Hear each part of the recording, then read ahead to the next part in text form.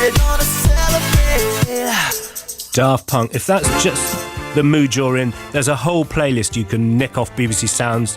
Dance Sounds of the 90s with Vernon. It's a new mixtape.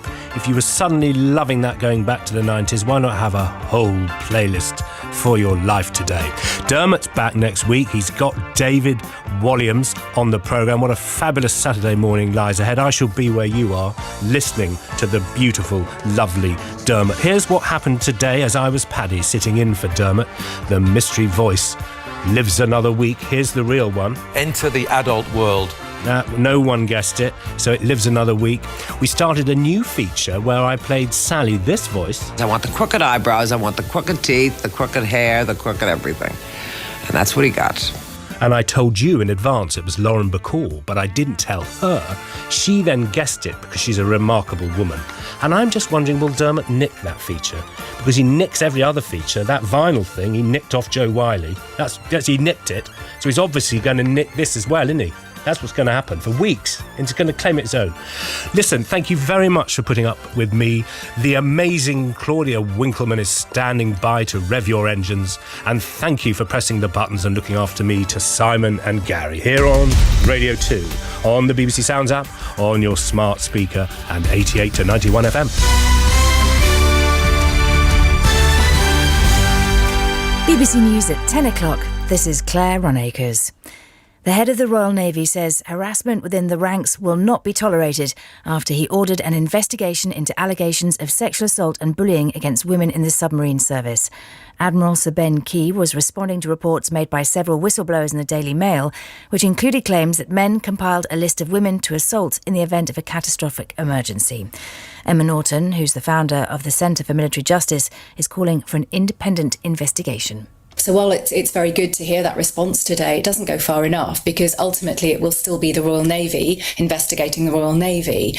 And so what a lot of campaigners and servicewomen have been calling for many, many years is for those for responsibility for investigating the most serious kinds of complaints like this to be taken away from the single services themselves and handed to an independent body. The household energy supplier Octopus Energy has finalised a deal to buy its collapsed rival Bulb, which has been relying on billions of pounds of government support to stay afloat. Octopus says it will take on the firm's 1.5 million customers, bringing an end to taxpayer losses and uncertainty.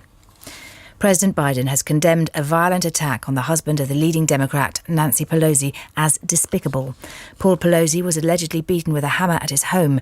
A man was arrested on charges including attempted murder. Shara Steen, the Washington correspondent for the San Francisco Chronicle, says Mrs. Pelosi herself has been targeted before. She has been under threat multiple times throughout her career. Just last year, her garage was graffitied, which is obviously a very different situation. And the January 6th attack on the U.S. Capitol, she was inside, and there were protesters who were looking for her during that attack. So this is definitely not her first experience with this sort of situation. Development experts say the government is spending more of its foreign aid budget in the United Kingdom than on direct help overseas.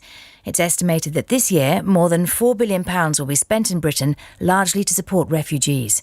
The government insists the UK remains one of the largest global aid donors. Supporting refugees through foreign aid is permitted under international rules, but the chair of the International Development Committee, Sarah Champion, says it's not normal practice. I wouldn't be at all surprised if we actually haven't budgeted how much we're spending. And other countries around Europe who are also hosting refugees, they're doing the right thing. They're not taking it from their foreign aid budget. The biggest car maker in the United States has stopped advertising on Twitter for the time being. General Motors says it wants to understand the direction of the social media platform under its new owner, Elon Musk. He's setting up a panel to review posts. Let's take a quick look at the weather now, and there'll be rain across much of Scotland, Northern Ireland and parts of Wales and the north of England later. Turning sunny and warm this afternoon in the southeast of England. BBC News, it's 3 minutes past 10. On the BBC Sounds app, on your smart speaker and on 88 to 91 FM. Thank you, Claire, and thank you, Paddy. Good morning.